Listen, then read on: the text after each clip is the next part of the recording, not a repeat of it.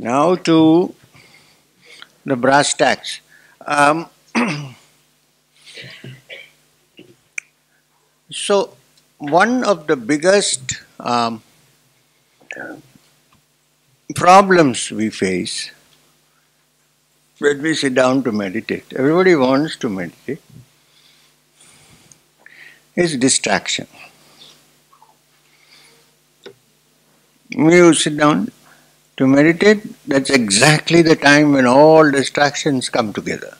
When you are not meditating, it's okay. So why and how it is connected to Kriya, that's one thing.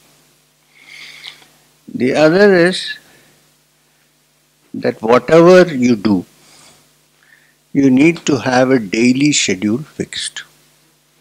If you don't fix a daily schedule, it's not possible to do.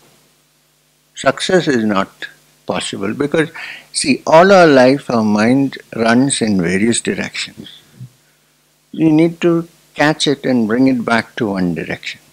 It takes a long time for it to be able to come back and move in that direction. Because out of habit, it is distracted. Is that right? Or you don't notice that when you sit down to meditate, you are in trouble. Otherwise, you are okay. Yeah, I'm feeling very nice and calm. Now I'll meditate. So many thoughts. Now, Kriya, according to Kriya,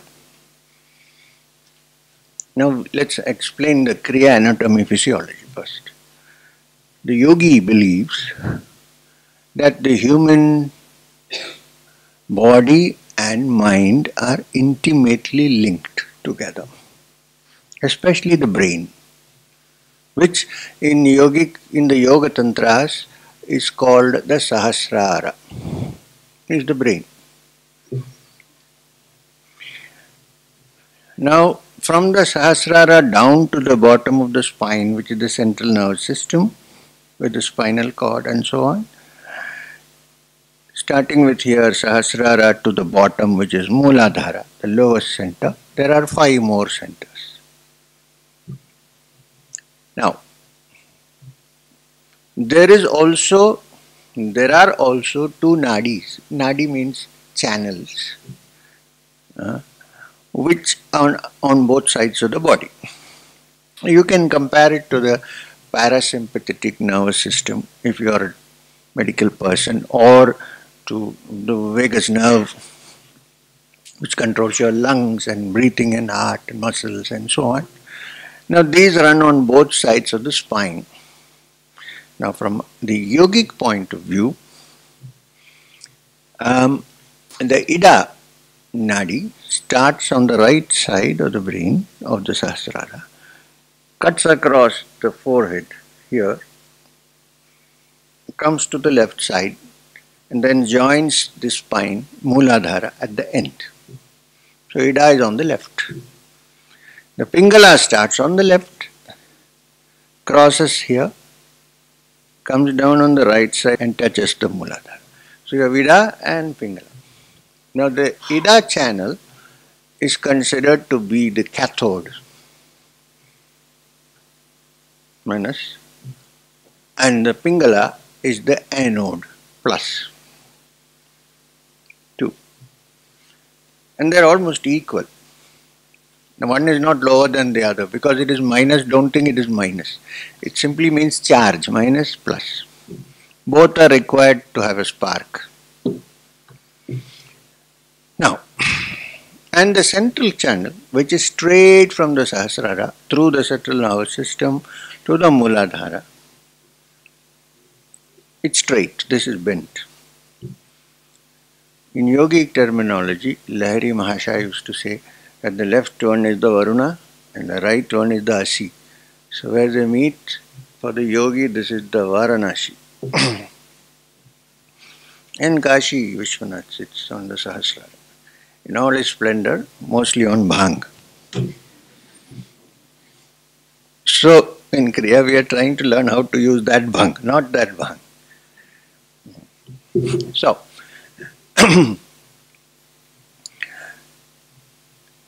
according to our theory, yogic understanding, the reason why when we sit down we cannot meditate, the mind is going here, because most of the time the prana is working through the Ida and the Pingala, not through the Sushumna. For most people. And the Ida and the Pingala, the left and the right, are meant for worldly things, worldly understanding. In fact, if you go deep into the Shastra of Swasa, your breath, Shwas, is connected to the prana. When you say pranayama, people think prana is this. This is Shwasa. Prana is the inner energy linked to the Shwasa. So, the yogi knows that certain actions are performed better when the Pingala is working more, and certain actions are performed better if the Ida is working more. So, they never usually work equally. And according to yogic calculations, which may not be accurate, every 33.5 minutes it shifts from right to left. And before it shifts, for about 2 minutes, it's in the central channel. Equalized. But mostly it is either here or there. You can easily find out if you take a piece of glass, don't do anything, no, and put it under your nose and blow. You'll see 2 blobs of vapor. Invariably, one will be bigger than the other, although you use the same effort, generally. Which means where the blob is bigger, that side is working more than the other. That's what it means. So for all physical activities, eating, drinking, entertainment, bathing, sex, for everything, it works better when the Pingala is working. And for things like music, aesthetics, that kind of thing, it works better when the Ida is working. It's something probably to do with the left brain and the right brain. Now, physiologically, biologists and neurologists agree that there is a left brain and the right brain coordinated.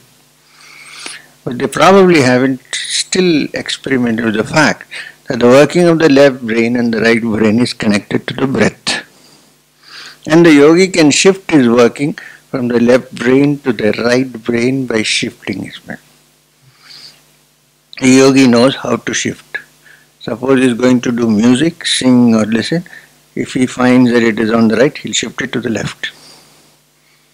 Well, the simple way is lie down on the opposite side and shut the nose. You'll soon start working on that. Well, it is not important for, I'm just saying, Ida Pingala. So for most of our work in this life, it is enough if the prana moves in the Ida and the Pingala. And because it moves on Ida and Pingala, we have all these distractions happening when you sit down to meditate. Because when you sit down to meditate, the prana is trying to go into the central channel called the Sushumna. On one side there is the plus pull, the other side there is a minus pull. These together create all the tumult in our system. So that when you sit down, it's not working. And most of the prana is therefore wasted through these distractions. Even a distraction is a waste of energy. If you're not distracted, you gather energy. The aim of the yogi, and also the aim of Kriya, is to get the prana and the apana. Get the prana that is operating in the left and operating in the right together to the Muladhara. And there, this is technically so. And there, just as you strike 2 wires of cathode and anode together, as you get a spark, in the same way you generate a spark. And the spark is made to, with the help of the mind, rise up through the Sushumna till it reaches the Sahasrara. Once this process is on the way, then your distractions become less. Because now you've got all the prana together in one line, up, instead of this way, that way.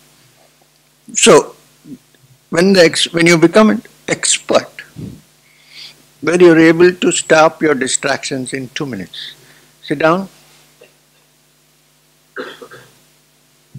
takes practice. Then there is no distraction. There is thought, but there is no distraction. There is energy, but there is no haphazard use of energy. There is attention, but single attention. There is joy, but only inner joy. There is entertainment, but it is the entertainment of the snake. And you are a snake charmer. Doesn't run around and bite you. So this is the theory of Kriya. So what happens? Step number one, I'm not giving you the practice now, I'm just explaining, suspense. Step number one, for most people, the channel which is called the Sushumna, which is the central channel, is filled with a lot of muck. All kinds of muck. It can be carried over from your past. It can also be in this life. This life means in your past, in this life. Other past you probably are not aware, but definitely this. Like all your aspirations which didn't happen, all your anger, your frustration, your defeats. Very rarely, good feelings you can't call muck. Others, negative, they all fill the spinal column and completely close the Sushumna. So the first step of Kriya is to clear up the muck. It has to become nirmalam, without any dirt. So the first practice of Kriya Pranayam is aimed to clean up the Sushumna Nadi. Once the Sushumna is neat and clean, then other things happen by themselves. You don't have to do much. You have to have your aspiration, of course. But we do some things, but the most important first step is clearing up of the muck in the Sushumna Nadi. So if this is the case, what do we do now? Now the other thing. There are, see, the civilization which we have today in front of us is a result of the evolution of the brain and how it acts. What has happened is certain parts of the brain have been neglected. Why? Because if you have the frontal lobe developed, you can have this, what we have in front of us. So we are a frontal lobe civilization. What happens, because we want to be practical and enjoy and build and technology, everything comes here.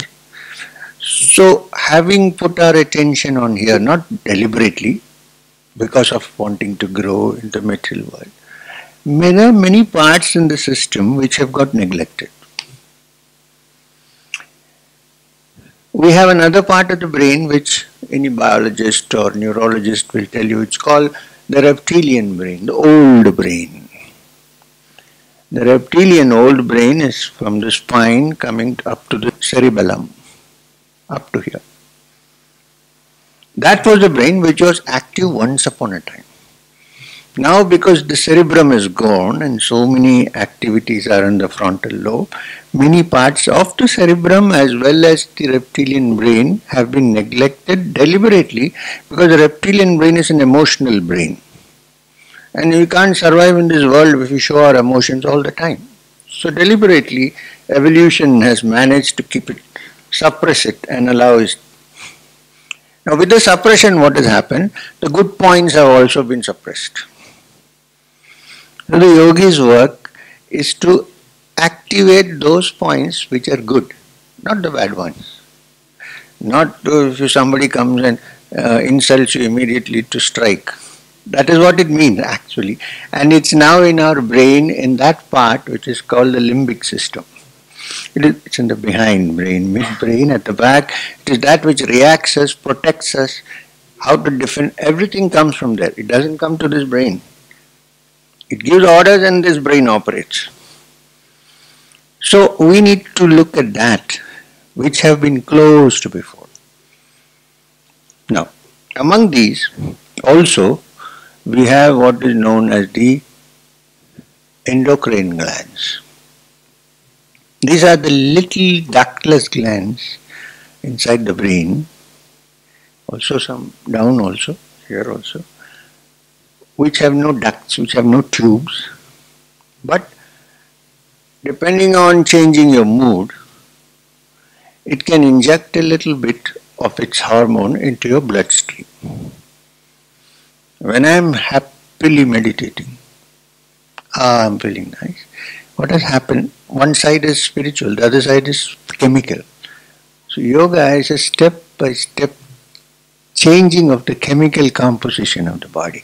In fact, when you are perfect in Kriya, every cell has changed. So, the endocrine glands, of which, suppose I am meditating, I am very happy. What has happened is the pituitary gland, which is the master gland of the whole body. In the Bhagavad Gita, there is a beautiful chapter, Purushottama Yoga, 15th chapter. Beautiful description. Urdhvamulam matashakam ashvartam pravara. It refers to many things, but in the yogic terminology, it refers to the human body. Urdhvamulam matashakam means a tree which is upside down, whose roots are up above and branches. Normally we see trees with roots down and branches above. We talk about the human tree, the tree of life, whose roots are here because all the command centers are here. From here what command comes, the body obeys, and every other branches and leaves are here. And if you study this, then you will understand this. So, when you say I am happy, what has happened is due to certain reasons of the mind becoming quiet, the pituitary has put one tiny, infinitesimally small drop of serotonin into your bloodstream. I'm in happiness. If I see wonderful lights, small bit of dopamine has gone into my bloodstream. These are all feel-good hormones. And the yogi is an expert in producing them and making them go at will through yogic practice. So his emotions and his joys and sorrows are under his control. They're not haphazard. Okay. Now another example. In the midbrain, if you draw a line from here, straight, from the ajna, and you draw a line from the top of the head straight, they meet somewhere in the middle. There is a small little organ, very small ductless gland, again part of the endocrine system, just near the pituitary, which is called the pineal gland. It's very tiny, shaped like a small green chili, but very tiny. Till 60, 70 years ago, they thought it was a wastage organ. Vestige, like a appendix. 50, 60 years ago, they discovered that it is not a vestige organ, it has a great function. So small sitting there. What is the function? It decides your sleep. So important. Sleep cycle. When you cannot sleep at all, that means the pituitary is not working, the pineal is not working properly. If you have a jet lag. See what happens when the curtains are all drawn, closed, when you switch off the lights, generally the pineal gland releases a little bit of melatonin into your bloodstream. That's what gives you sleep. Now when you travel in different time zones, abroad, you come back, time has changed, pituitary is a little bit confused. The brain is a little confused, time has changed, so day becomes night and night becomes day, so this melatonin business becomes a little confused, so you can't sleep. So what do? Doctor says, eat melatonin. So you have a tablet of melatonin, everything adjusts itself and you go to sleep. I personally think it's not a good idea to eat melatonin. Take 2-3 days, allow it to happen naturally. Or follow the yogic technique. I travel a lot on time zones, so much. People always ask me, from New York you have landed in California, in San Jose. No jet lag? No jet lag. Why no jet lag? Because you know where the blood flows into the pineal. And it's a very simple thing to do actually. Lie down on your bed, unless you have high BP, you shouldn't be doing it. Let your head hang down a bit on the back. Get good circulation into your system. Close your eyes and fix your attention here. And it may sound silly, but say, hello pineal, start working.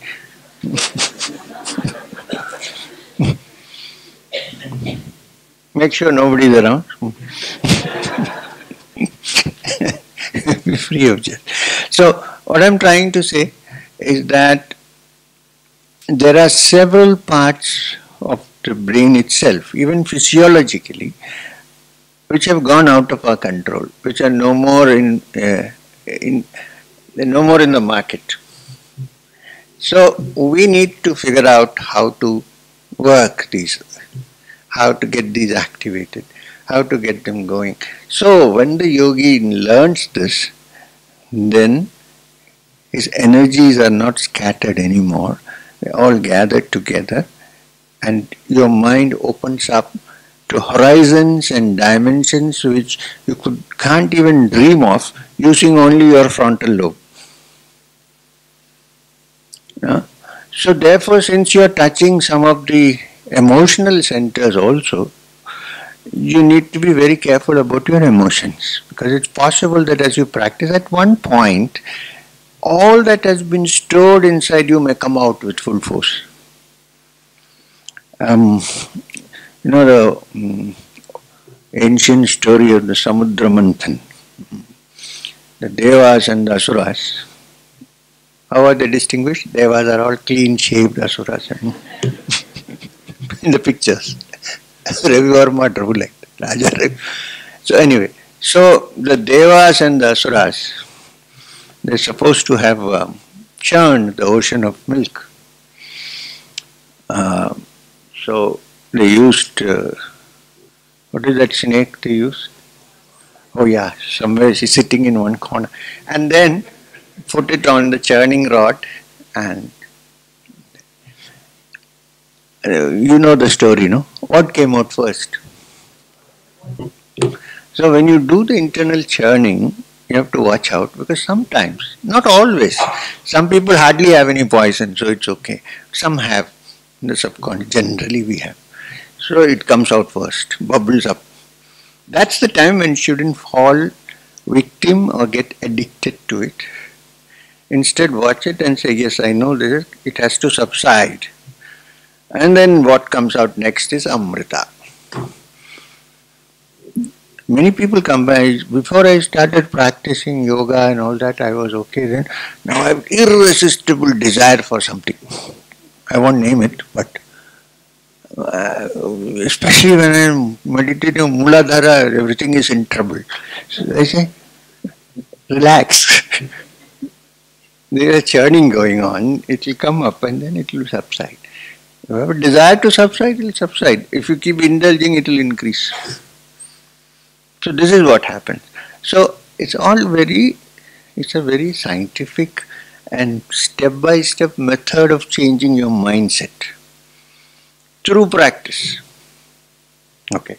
So what we do is bringing the energies, the prana that is circulating through the Ida and the Pingala down together into the Muladhara. We strike it there and produce the spark. Okay. Then we do the pranayam by which the Sushumna is to be cleaned. It's like a pumping action, up and down, and then allow the bindu, the symbol of Shakti, to slowly go up.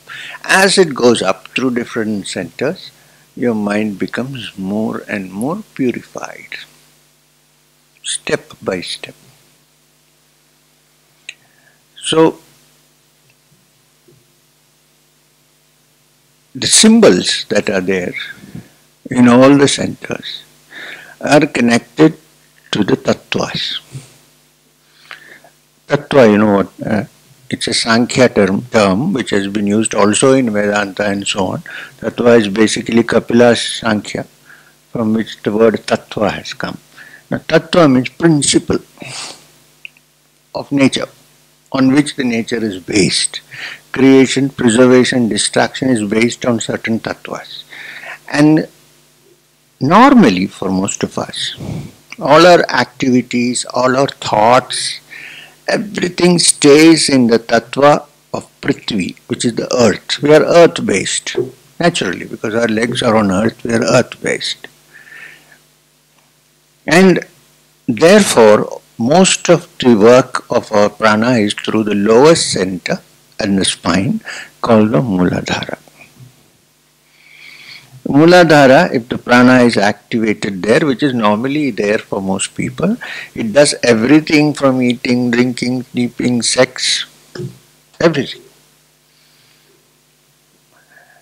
What the yogi does is to shift his awareness or attention from there to the next higher levels. So what happens?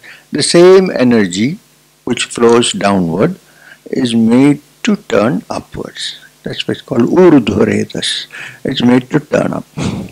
So the energy which is called the rajas is turned into what we call ojas. It is the same energy. The same energy. For instance, when two people have sex, I hope it's okay to discuss.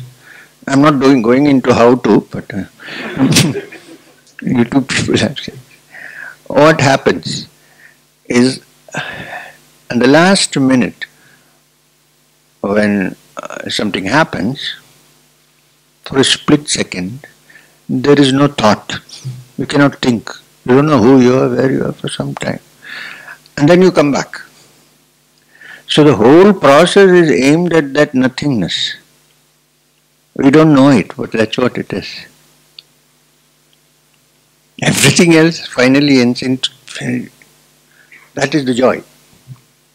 That's one part of it.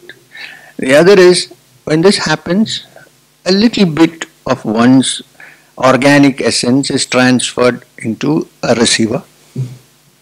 Right? I'm trying to be decent. Receiver. And then, out of that little essence and the energy that has come from inside, through the Muladhara, a full-fledged child is born. It's a creative energy. So it has created a new being who can think, walk, talk. What is gone? Nothing. Small 2 drops of sperm. So that energy that creates this whole human being out of it. See how creative it is. We are saying that this can be 100 times more creative and be turned into the spiritual. And create a new human being inside. I hope you understand what I'm trying to say. So it's actually a turning around. That's why it's called urdhvaretas. Turning around and using the same energy which is used to take it to the higher levels of existence. Therefore, when this happens, those parts of the mind, brain, in yoga they are called chakras, centers, but they are open, which were normally sleeping. And then you find that you are in possession of more and more infinite energies. And your mind is expanding and growing. No more is it just a narrow little dot, only concerned about it's growing. So therefore, at the moment, for most people, the energy level is at the Muladhara only, and that is enough for most purposes. Even for learning nuclear physics, it's enough. So, if it goes up, what physics are you studying? So, therefore, the energy in the Mooladhara is associated with the Tattva, Prithvi, earth. Because earth represents the solid three-dimensional world that we live in. So from being earth-based, we are trying to take our awareness to either higher levels, earth and solid-based. So what is the next level after solid? Liquid. Right? So the subtler part of a solid is liquid. Ice melts and then it becomes water. Wax melts and it becomes watery, melting. So therefore, the yogi we'll study that, Kriya, don't worry about it. Yogi has the process through Kriya of melting that solid and turning it into liquid. So therefore, the next center in the Sushumna spine, which is called the Swadhisthana, may draw a diagram in the evening. So you don't have to by heart all this. I'm just giving you an explanation so that you know what you're doing. Not simply say, you know what I mean. So the next center is called the Swadhisthana. Swadhisthana is the center where your awareness, when you do the practice, is shifted from just solid three-dimensional to watery moving energy. It's sometimes represented by the color of Mercury, which is moon, color of the moon, because it's the moon that is associated with imagination. So that is the center, next center, where when the energy moves, your capacity to visualize increases. Not only that, your capacity to make things happen which you visualize begins. Don't get caught up by all this. We need to move up.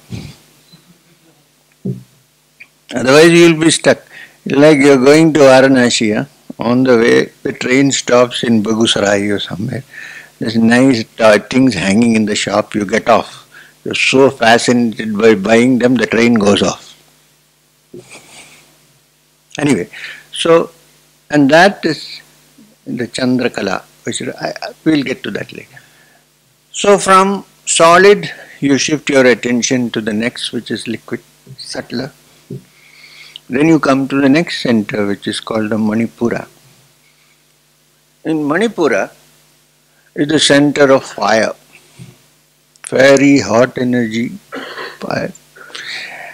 Which means what? Combustion. Up to liquid, okay. After that, if you need to turn it into vapor, you need solid fire. So this is the fireplace. It's called the center of Nachiketas actually, the fire of desire. Both material as well as spiritual is here. So it is represented by red color and by fire. And then when the attention is brought, how we will discuss later, brought there, then the awareness shifts, upgrades itself, solid to liquid in that intense heat. You know, we always say we are fired by the desire to do something, right? That fire is here in the pit of the stomach. And this is the Homakunda, into which everything falls and gets burnt.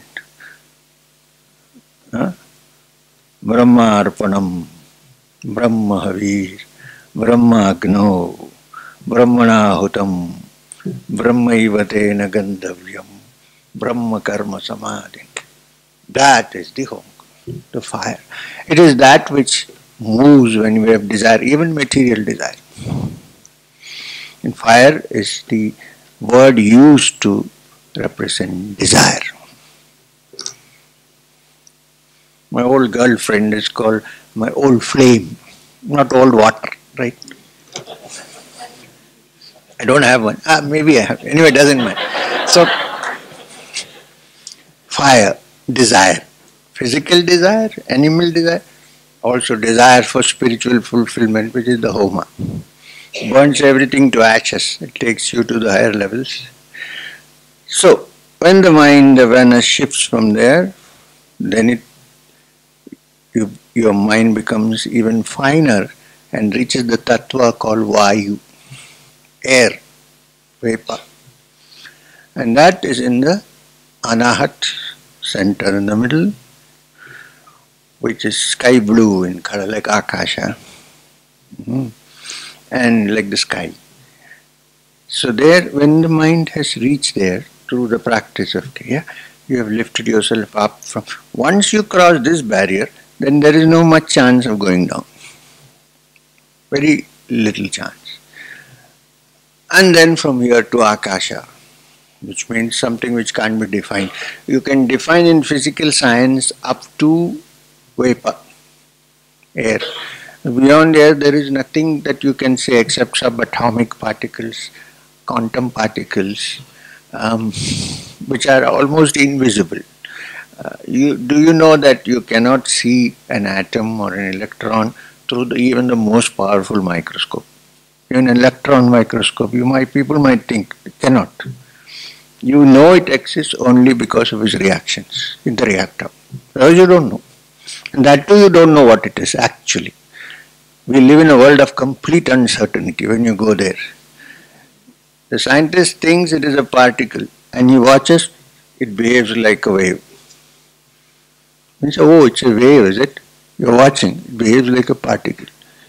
David Bohm, the great physicist, even went to the extent of saying it probably depends on the observer. Not fully accepted yet, but I believe it, but scientists are still to get to that.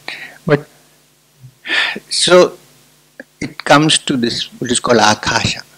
According to Sankhya, from which the yogic science is derived in a way, even though it's a different darsana, Akasha is the primordial undifferentiated energy from which differentiates itself and becomes the different tattvas, the 24 tattvas.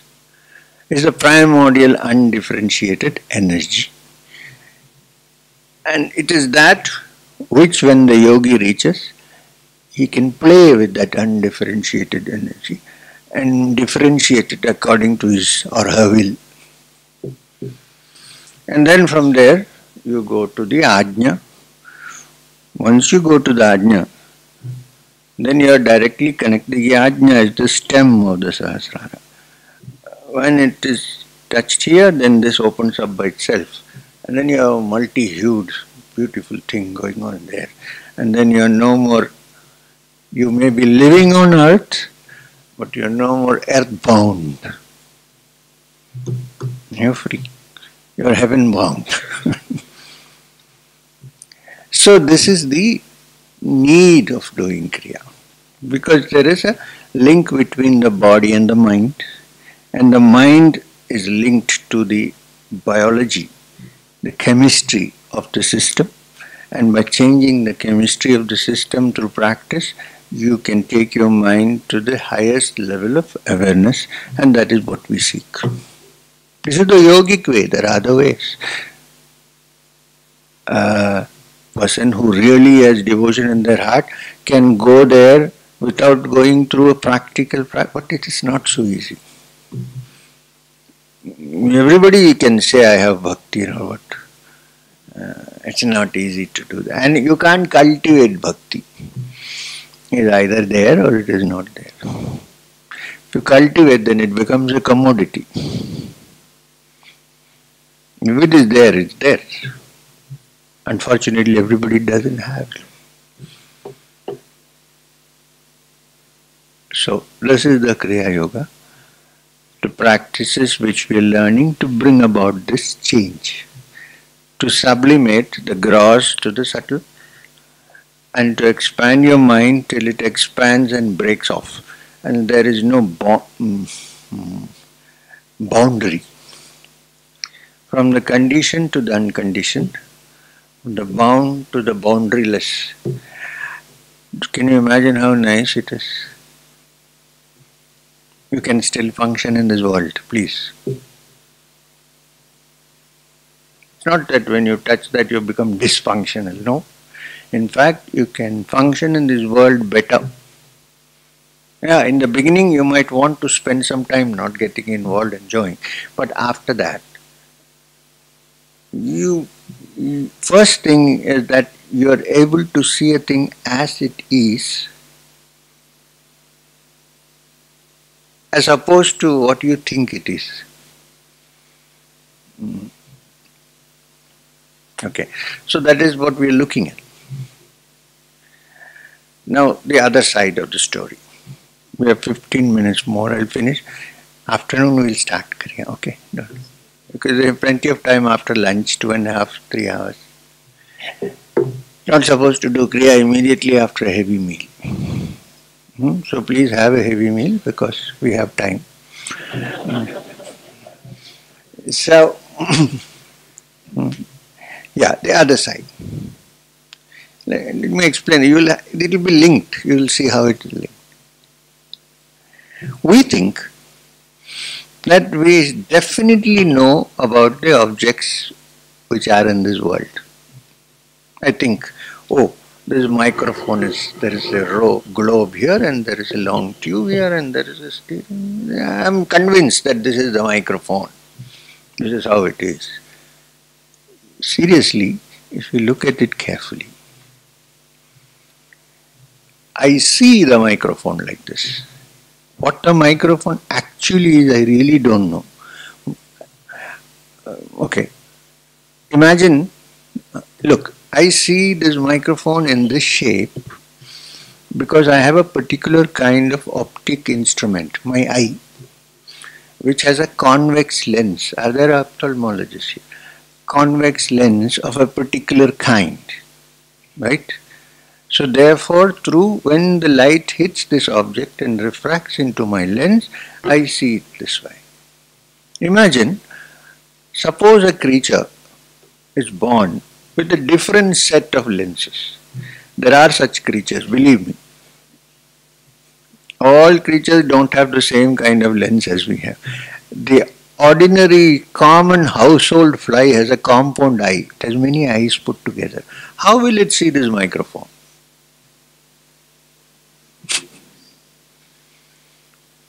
But from childhood, if its grandmother said this is a microphone, it will say this is a microphone. But it is seeing something completely different.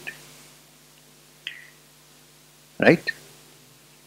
So, the question is, what then is the real shape of the microphone? We really don't know.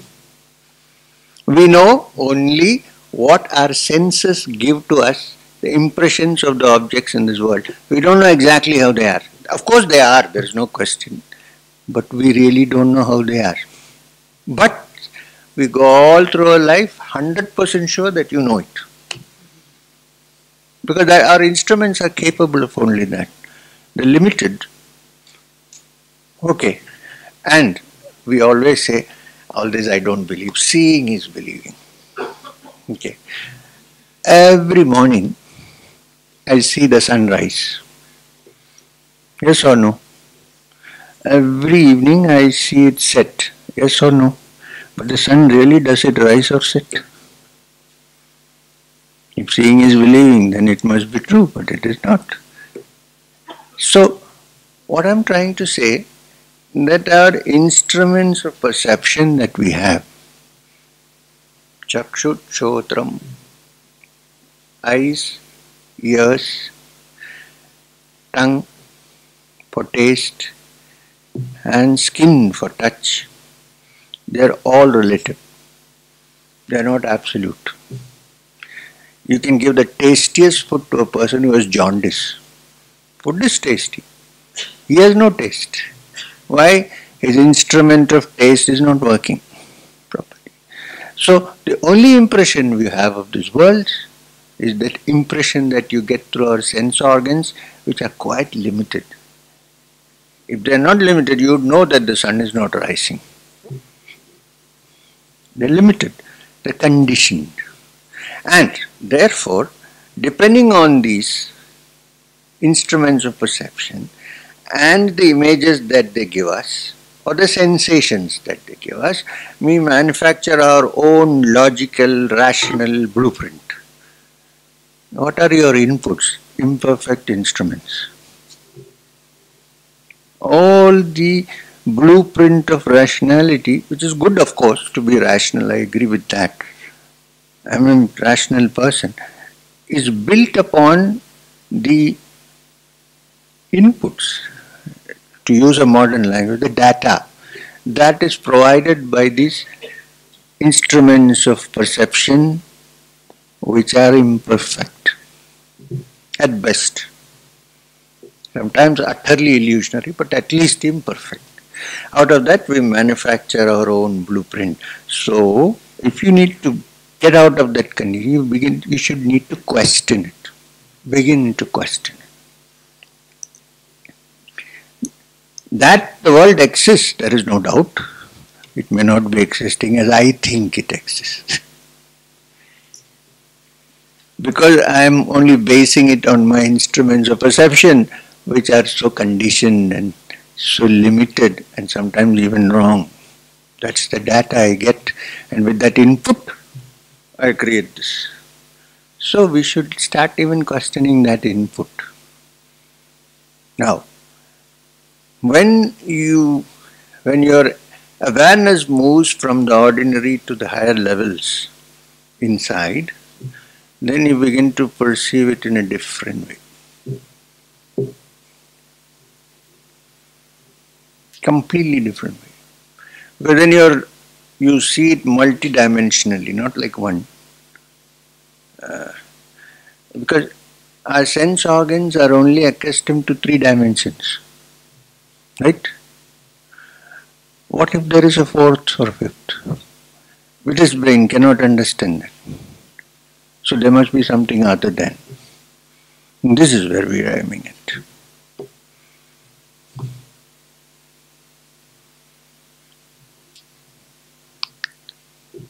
So therefore, sometimes when you touch that, suppose you have touched it, and many a times it becomes even difficult to convey it.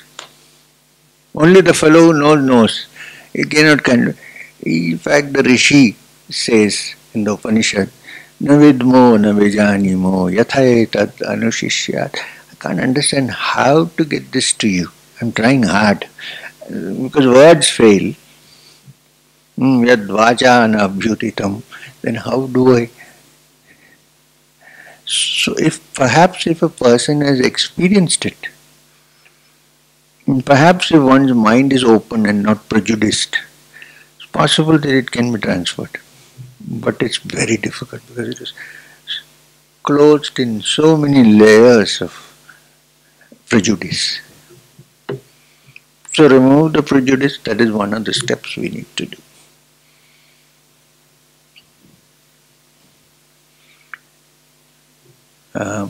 We are trying to express something which cannot be expressed through words. This is the problem. This is the dilemma for us. Even in science we can't describe some things, but here is even more than that. And we are trying to describe it through words, so it's like a big job. I mean, it's not easy to do that. Because many who have understood it have resolved to just keep quiet. And here is a helpless fellow who has to speak.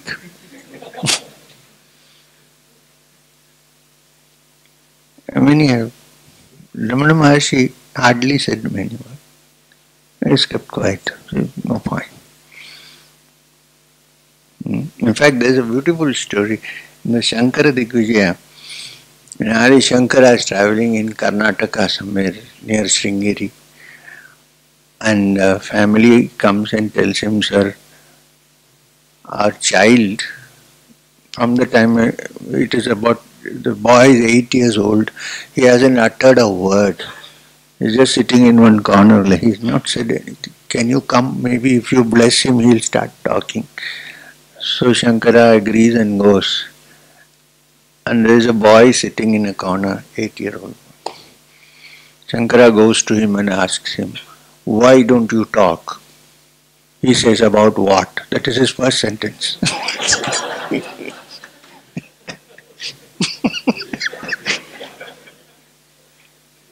About what?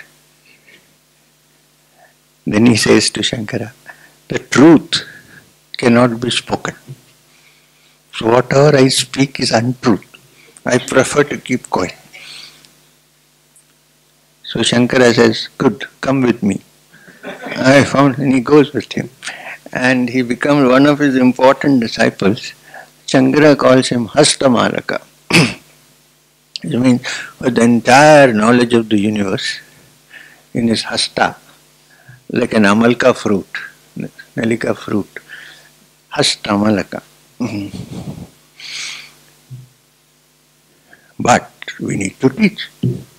This is the dilemma. And we need to work hard.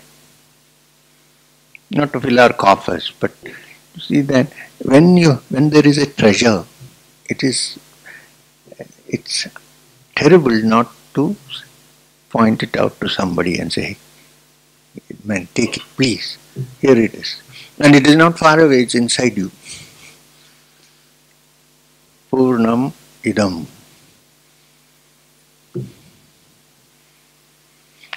So I hope by the end of this week we'll all come out as Purnas.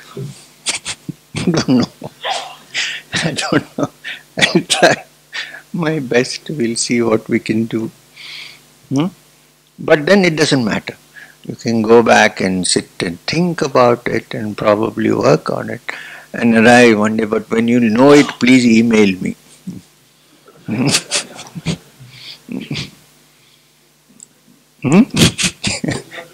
Huh?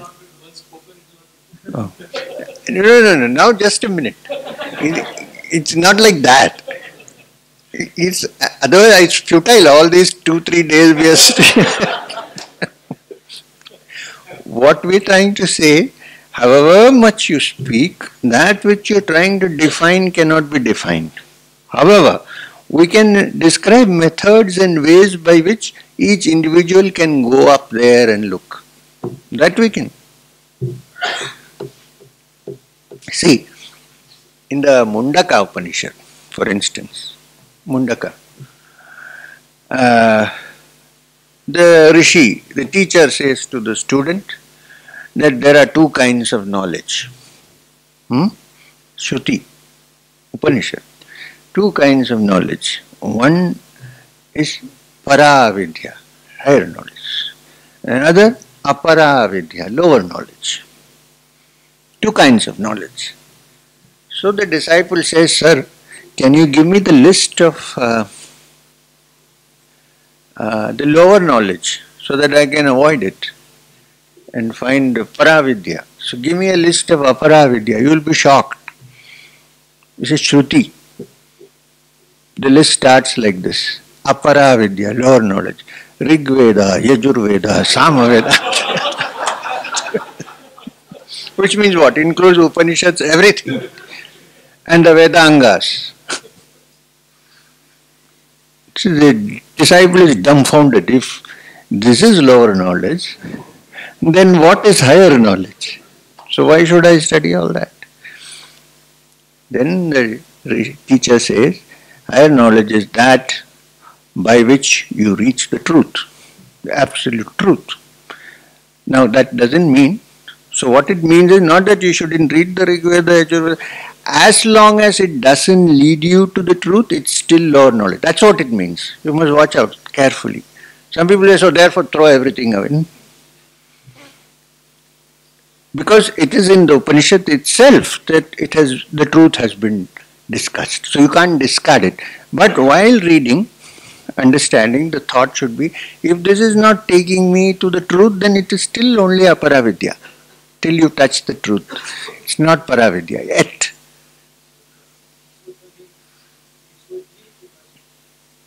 Yes, of course. But then you should keep this in mind when you do it. You can't discard it saying that, oh, then if you discard it saying, oh, it is apara, it's like throwing the baby out with the bath water. See what is important and figure it out. The essence. So we'll try to do that. Maybe after a good meal, the brain will work better. Unfortunately, we are looking for a state where the normal brain subsides and something else opens up. hmm, which is other than the ordinary brain. Maybe it has some functions of the brain, but it is not the ordinary brain. Something other than. So, before you leave now, please remember, therefore, every one of you sitting here has infinite potential. That is something to infinite potential. Don't imagine and reduce yourself to jelly. Open, grow. This is the message for the future. Not only here, but the whole world. Don't undervalue and underestimate yourself.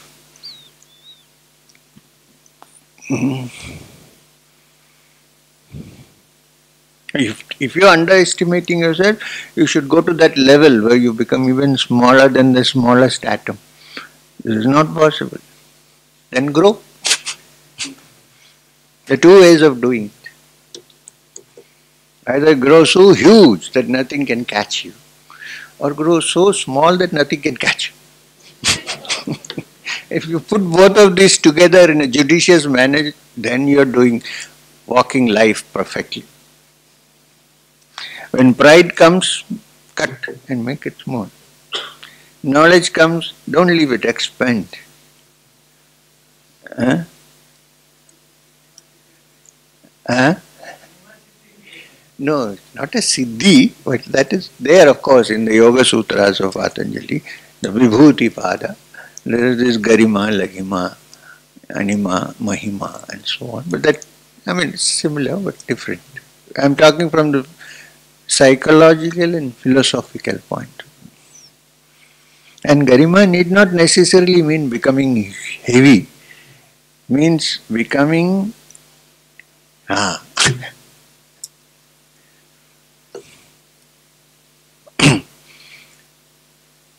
and Laghima need not necessarily mean that you sit on the weighing machine and meditate and the weight comes down.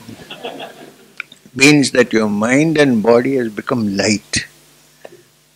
It's no longer burdened by heaviness. Thank you very much. Om Shanti Shanti Shanti.